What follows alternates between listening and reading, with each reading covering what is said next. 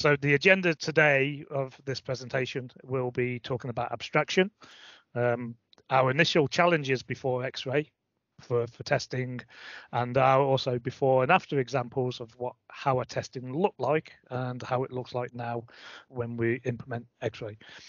Development and testing processes, the implementation of Xray, how we discovered Xray, and how we also looked at other products and the benefits of what Xray is now to us. We also discuss the highlights of most used features and the takeaways and benefits. So a little bit about abstraction. I'll talk a little bit about how the company is roughly about 13 to 14 years old now. Started by Ralph Egas and Eric Bastian, a few other people that have been around since those early days.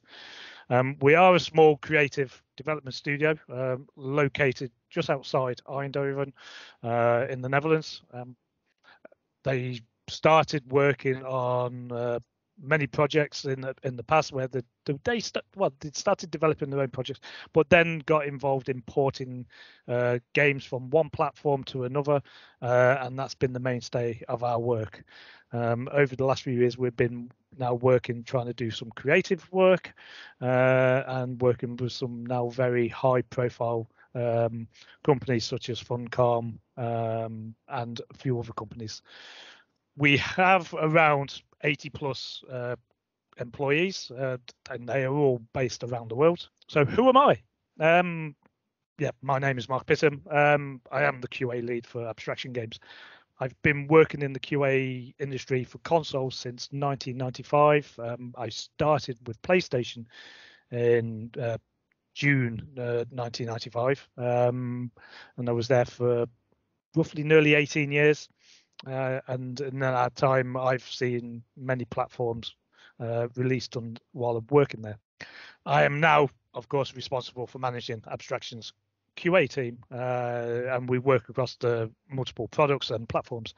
Our main platforms are PlayStation 4, 5, the Xbox One collection of hardware.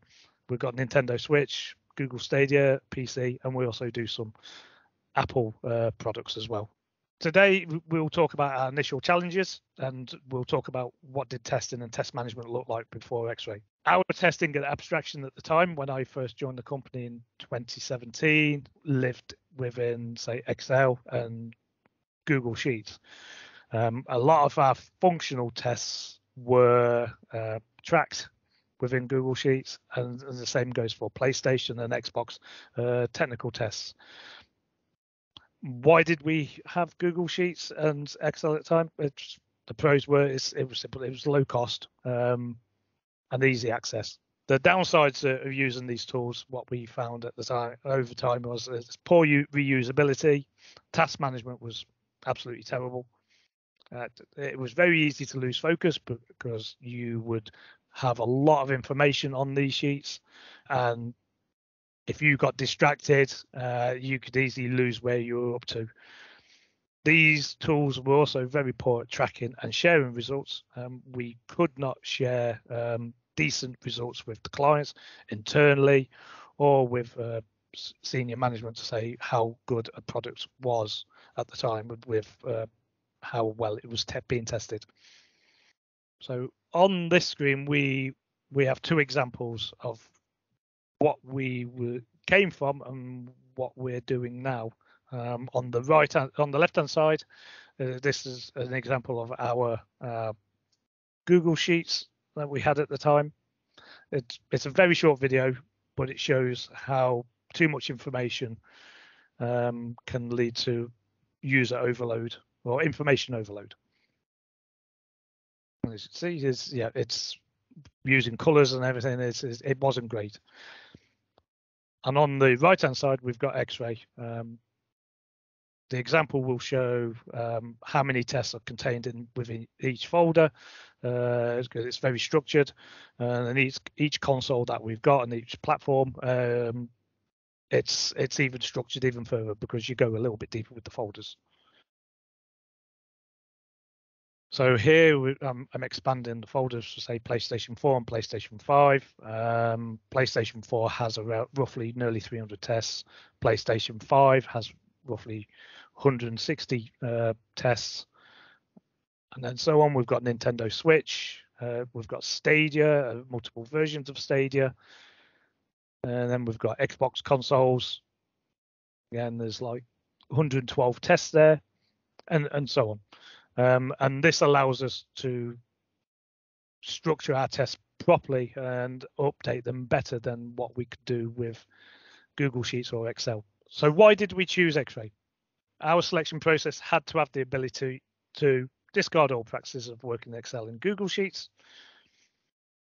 We also wanted to manage and organize a large number of detailed test cases for each platform, edit test cases on the fly while test executions are being run.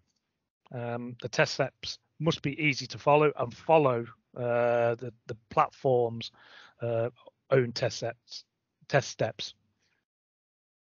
We also wanted to improve the chances of the product passing submission, possibly most of the time first time or even second time on a submission.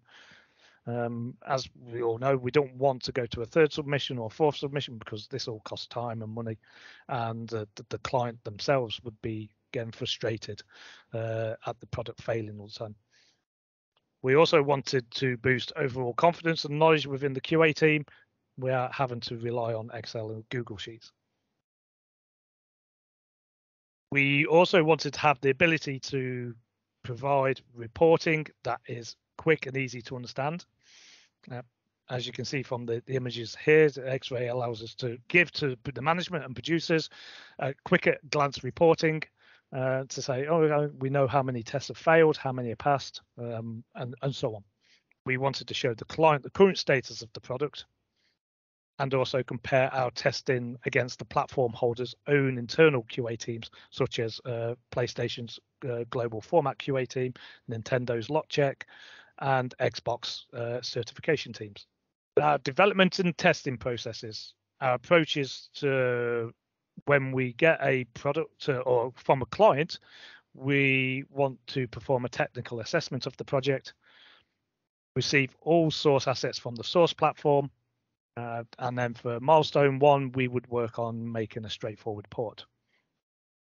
This is to basically get the source code and then make it work on the platform straight away. Make sure the game is playable, but obviously it's not going to be tailored to the platform or optimized. It could be very buggy, or it could be very slow. The milestone 2 would be the tailor build, where we build in platform specific features for, say, Xbox Live, PlayStation Network, controllers, and so on. We also look at improving performance and have basic compliance with platform requirements. The testing process abstraction initially would involve a deep dive into the game. We would create functionality test cases, such as going through menus, boot flows, and smoke checks. And depending on the type of game, we would also look at using a wonderful feature in Xray called the parameterized tests, where we would capture all the information of all the options, say characters, skins, maps, and so on.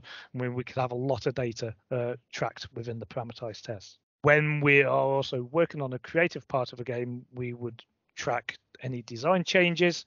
We would work with designers and build test cases, initial test cases on their designs, and then allow people to run through those tests and then see what needs to be changed. And we would also update those tests for another iteration for new and altered designs. The implementation and migration of Xray into Abstraction games.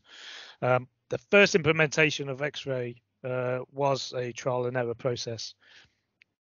Initially, we decided to focus on PlayStation TRCs, the technical requirements. That there was roughly around 344 test cases that had to be added, and when we first added these, we decided to focus on just adding a test case to each step within Xray. And when we ran through these test on the first run, we found that there was too many steps in a single test step. The testers themselves were overwhelmed with information. The results were not very accurate at all, and we wasn't able to drill down and see how long each test took. Due to all this information within the test itself, it could take a while for a tester to actually go through a single test by having all these tests in the test step. It didn't help at all. So what we did, we restarted the process of adding the test cases. We broke it down. Each test case became a single test. And those steps were added individually. The testers themselves found the process much simpler than the first simple implementation. They got to grips with Xray much quicker. Their overall knowledge actually improved, and the testing became much faster. And once we realized that this was the best way of doing it, it took us around 2 weeks to add all the technical requirements for each of the platforms: PlayStation, Xbox, Nintendo, and Stadia. The first implementation of how it looked, this video will give you an example of how we did it. Of course, there's some new features added here, so please ignore that a little bit. So as you can see here, scrolling down, you can see here that each test step had a test, and within they would have multiple steps. As you can see, this is not a good practice to do, and it would take us a very long time. And then the migration from the source materials and putting it into Xray. The original source on the left, you can see it's just a web page with the information and how it's all laid out. And yeah, we spent time doing that. It was a lot of cut and pasting. Everything for Microsoft is all web-based, so it was backwards and forwards, backwards and forwards. There was no simple way of importing apart from cut and paste, and also getting the formatting correct. On the right, you can now see what it looks like with the information in the description and the test steps themselves. Each step is individual. The highlights of the most used features for Xray now, I'm happy to say that the Xray Academy has been a perfect introduction for even the current team and new team members within QA. So we use it as an onboarding tool for everybody.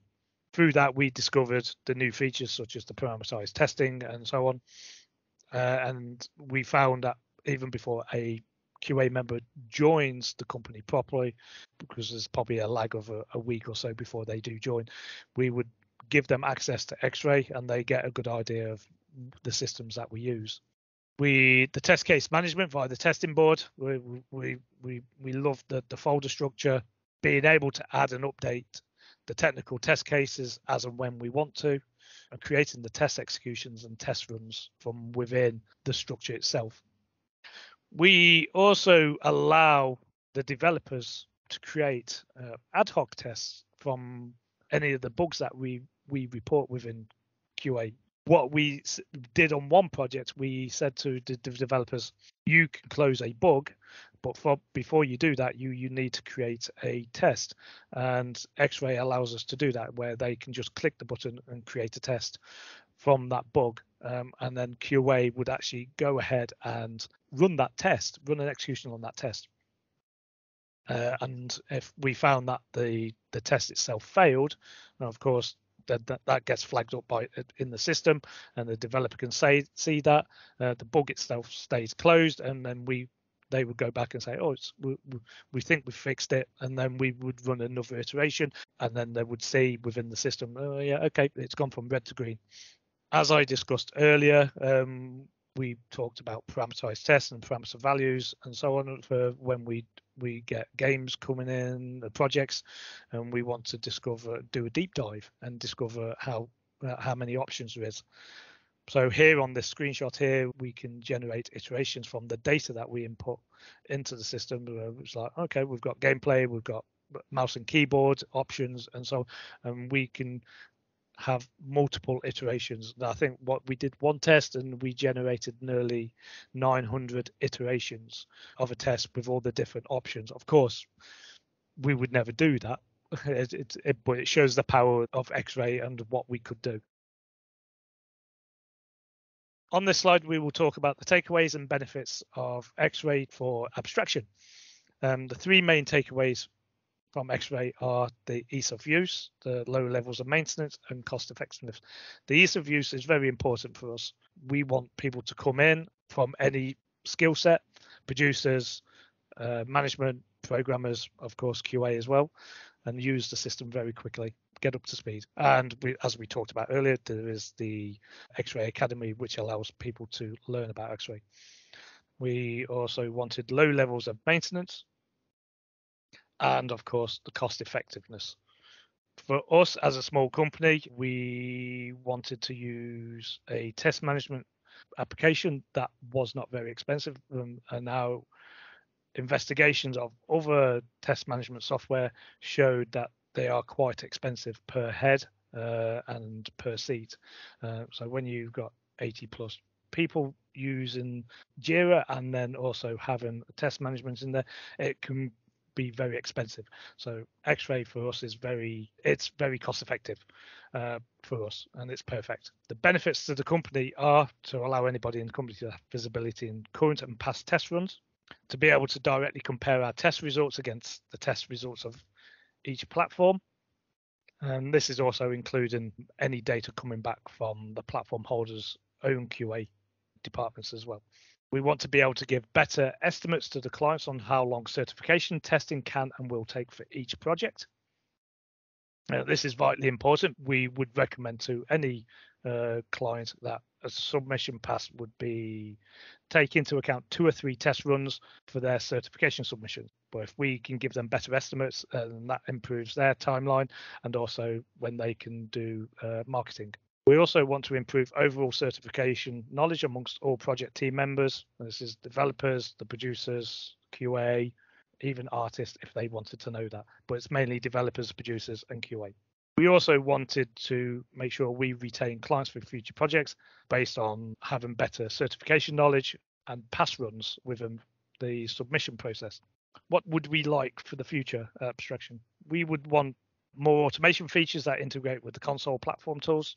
So we could run, say, controller tests and be able to automate suspend and resume operations, even soak tests, and capture information, a game crashes and automatically create a bug from that. And any other repetitive tasks that shouldn't require a tester to be constantly present at a console. And that is the end. Thank you. So we have a question from Frank Jar, who's asking if you automated some of your test cases. The answer is no at the moment. When we initially started using Xray, we did look at the automation, and it was quite hard to probably look at implementing this. Most of the projects that we've got that came in for porting were already in a state of development that we couldn't actually add any automation into it. But as we move forward, we do want to look at making sure we do add automation to the projects at the very start, so we can look at recording certain information or testing certain things like unit testing. Mm-hmm. Okay, sure. Let's move on to another question from Rasmus, who's asking, how do you motivate an agile team, developers with no QA resources, to actually use a test management tool such as Xray? Do you think you would be able to talk about this? Oh, that's an interesting question. I can give one example on a previously released game that we did. Even if you had no QA resources, we did a project called Arc on the Nintendo Switch, and there we actually had developers create tests from the bugs that was raised. They would go ahead and close the bug itself and then create a test, and QA would actually run through that. At the moment, that's not going to happen, but it's something we want to do. But the motivation is trying to explain how good Xray can be for the developers to create their own tests and then run through them, or pass off to somebody else to test, even if they've got no QA. Mm-hmm. And do you give them any sort of basic training? Do you show them, for example, the Xray Academy as you do with your QA team, or? Yes, I would like to give access to even developers to use Xray Academy, because it does show them how useful it is to go through the process. If you give them just a video, they're not going to be motivated to use it. Xray Academy is perfect example of how you can get somebody to be motivated to use the Xray itself, even if you've got no internal QA. Mm-hmm. Great. That's really good to know that you've been making use of the Academy. Let's move on to another question from Guilmar, who's asking if you use the test set type of issue in your process. Yes, we do. I've actually set it up with the test sets that I would bulk a few of the guidelines into each of the test sets. So each section, say for PlayStation, you could have PlayStation network, and you would have specific tests in that test set itself. And the same goes for, say, Nintendo Switch or Xbox. Mm-hmm. They do have their own specific sections, and it's ideal to cover those tests within those test sets. Mm-hmm. Yeah, that makes sense. Okay, let's move on to another question from Natalia, who is asking if, in your experience, Xray is effective for a big, long-time project, something that's long-term. Yes, it would be, because you're going to have lots of useful data by the end of it, because you can run many iterations of tests and see how it improves over time. I would certainly use it, and we are actually using it on a long-term project internally. And it's starting to show its benefit, especially with us starting from scratch and recording data, as I discussed in the presentation itself, doing the deep dive and covering things like options, characters, skins, and so on. All that information would be recorded, and over time you would see that data change, and you would probably get a better overview of how things are progressing. And of course, the information that you're capturing and recording within the tests, even the parameterized tests, would be quite big. Perfect. That's very good to know. And let's move on to a question from Patricia, who says, first of all, thank you very much for the presentation. And she's asking if you use the Xray Exploratory app to additionally test the test runs. No, I did originally look at it a long time ago, and I found that it wasn't useful for my needs due to being on consoles. Mm-hmm. It's something I do keep meaning to go back and take a look at again, see if it helps. But at the moment, no. Mm-hmm. Right, that makes sense. And I guess that addresses the question we have from Helder, who's asking if you only carry out scripted tests, or if you're also using exploratory tests or plan to do so in the future. Yeah. I mean, the exploratory testing we can do. We can put Xray in front of somebody, even with the app, if we wanted to, and just say, okay, you go through, and then you can record tests as you're going along. So we can do that, and we have done that just with Xray itself without using the app. Mm-hmm. Okay, that makes sense. Let's move on to another question from Eric Kerr, who's asking, what is the process of making sure that the requirements from the original source is constantly updated in Xray for you? Yeah, that's a good question, and it can sometimes be a very difficult process, because you have to figure out what has changed. Say with Xbox, they'll just say, "Oh, this guideline's changed," and you may spend more time trying to figure out what word has changed, and it's easy to just go into the current test case that you've got and just paste over the old content. And that's what we do. For PlayStation, and Xbox, they do iterations every few months or every month, depends on what the needs are.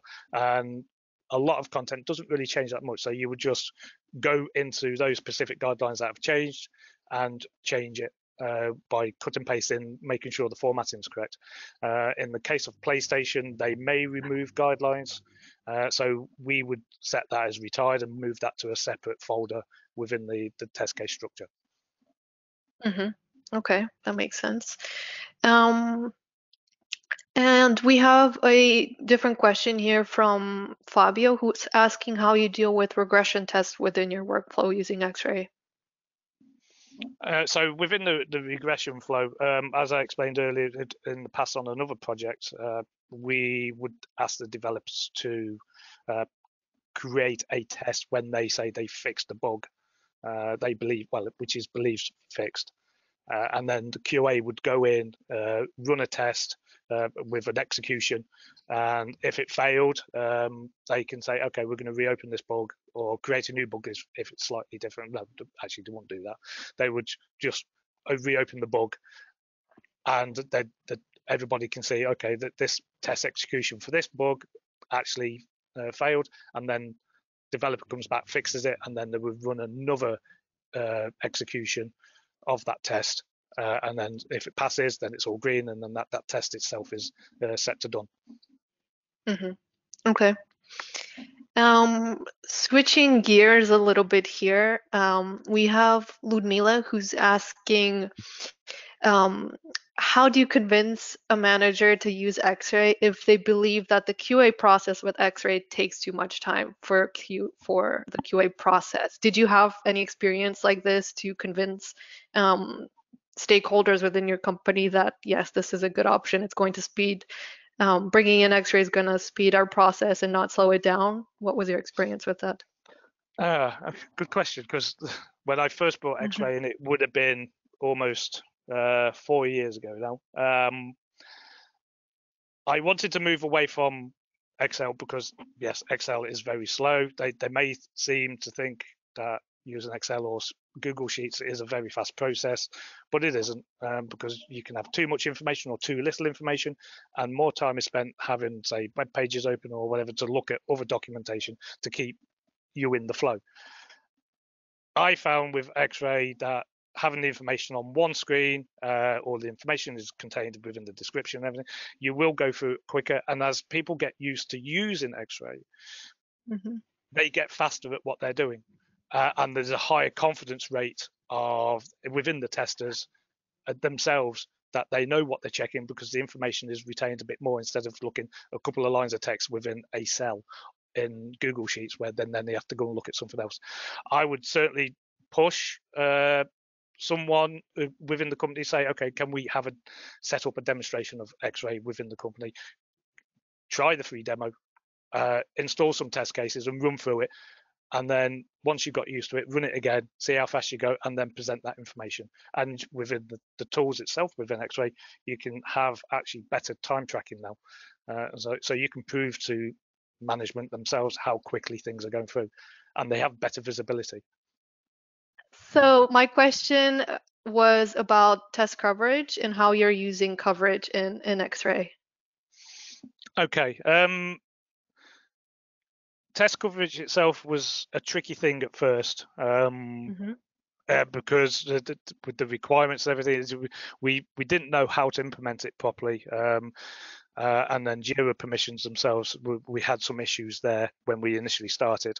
We are slowly getting better at it, and the information now, even within the current project that I'm working on, is showing data on what tests are covered, especially for technical TRC cases, and we have it all set up on the dashboard where the producer can look at the dashboard themselves and say, okay, we know these test cases are actually being run, that even if it's showing the test plan within the dashboard, the test coverage is there for them. When we would track the version numbers within, say, a revision, and also other information that may come from a project regarding that, and it will show over time that test coverage going from red or orange where it's blocked to green for passed. Perfect. Thank you for sharing that. We have another question here that I assume this person is from the gaming industry, actually, Kamal, who's asking if you believe that test automation has a future in gaming. It does. It can't replace a human tester because you still need a human tester to verify that information. But test automation itself can cover a lot of tests that you don't need a tester for, especially the stuff where you want to have repeated tests over time. Do you want a character to run around the map and try and find holes? If you can find a way to implement that via automation and include it in Xray, and then have Xray generate a bug and fail the test, then go ahead and do it, because I think it's possible to do that. But it's something I would like to have. But I think there is a future for automation, but you could never get rid of human testers because automation doesn't catch everything, and you need a human tester to do the things that AI can't do. Exactly. Automation is more using to reduce some of the efforts, but it can never be replaced, of course. Yes. We have an interesting question from Ravils here saying, once you end up with thousands of cases, he expects that managing them becomes quite a challenge. He's asking how many people are responsible for the test case management process now, and if you have any tips on how to effectively manage this many test cases. If you've got thousands, that is going to be quite difficult if you have to keep updating them all the time. You would ideally probably want to have a couple of people being responsible for that. Within Abstraction ourselves, I'm responsible, and sometimes I would ask the team to go in and also update stuff if there's been a large amount of updates or we haven't done it for a while. But most of the time it's either myself or somebody else that does it to update those test cases and even manage that large amount of information. But we try to make sure we don't clone many test cases within the repository itself, because that can lead to too much information there, and then somebody's going to run an old test and then give false results. For example, for Stadia, we have cloned most of the test cases there because they were doing when they were releasing updates every month, and it was a struggle to try and keep up with what was going on. So what we did was we clone all those test cases and then rename it to the latest version, and then go in and then edit those test cases to the latest version. Yeah, that makes sense. I mean, with that large number of test cases, to have more than one person for sure. Yeah. Just final few questions here. This one is from Tatiana, who's asking, how do you use the test cases on the Kanban board, if that's the type of development lifecycle used in your company, and how are the test cases managed on the boards? Good question. We don't actually put the test cases on the Kanban boards because the developers will complain that there's too much noise. So they usually sit in the backlog, and there's a filter set up for that. So QA themselves can just see what's there. I myself or one of the other testers would put stuff into, say, QA verify and then into progress, and then set that status there. But most of the time, we don't usually have Xray test cases going onto the Kanban board because there would be too many. And when doing a stand-up, I think it'd be a scrolling simulator. Right, that makes sense. Yeah. Okay, so there's just two more questions left here. One from Daniel asking, what do you use to show your end-to-end requirement to test execution report? We can use the internal document generator. We still haven't got around to configuring that properly, but in the past we have used it to show people this is what's being generated. But at the moment, we would give somebody a link to where they can see the dashboard and also the status of the test plans. Perfect, that makes sense. And I believe we have a final question here, asking if you can go into a bit more detail regarding the configuration on the testing environments. And he's giving an example. In case you have 3 different platforms on which a single test case has to be tested, what is the reasoning behind creating 3 different test cases? Do you implement test executions to resolve this, or is there any pros and cons to both approaches? Okay, so we wouldn't say we create 3 different test cases. We would have, say, 3 different test plans where the test cases are, especially when with PlayStation, the game can operate completely different, say from PlayStation 4 to PlayStation Pro, and then especially on PlayStation 5 as well. And we have actually seen that happen. So it's nice to actually have that data to have a comparison, especially in the time that we are now where a lot of people are working remotely. So I can allocate a test plan to one tester who's remotely, and he can focus on PlayStation 4, and another one can work on PlayStation Pro. And it's a useful exercise for me to see that data and what's different. Could you repeat your second part of the question? Sorry, I lost it here. Let me go back to it. Do you implement test executions to resolve that, or is there any pros and cons to the different approaches? I guess it's very situational. It is situational. When it comes, when we do the test plans, we also create the separate test execution. So the test plan would have its own execution. But it depends on the test that we're actually running within that test plan. So for PlayStation 4, we would say, okay, we're going to create a test execution just for package checks or controller testing, network functions. And the same goes for PlayStation Pro, PlayStation 5, even Xbox. Yep, that makes sense. I think we have time for one last question just about reporting, and then we will wrap it up. Do you think the implemented reports that you have give you enough project quality overview for you and for stakeholders? And if no, how do you view the reporting? This is from David. Okay, the reportings themselves, I think sometimes it can be a bit of a scroll fest with the amount of information that's in the document generator, just due to the amount of information that's contained, say, within a description of a test case.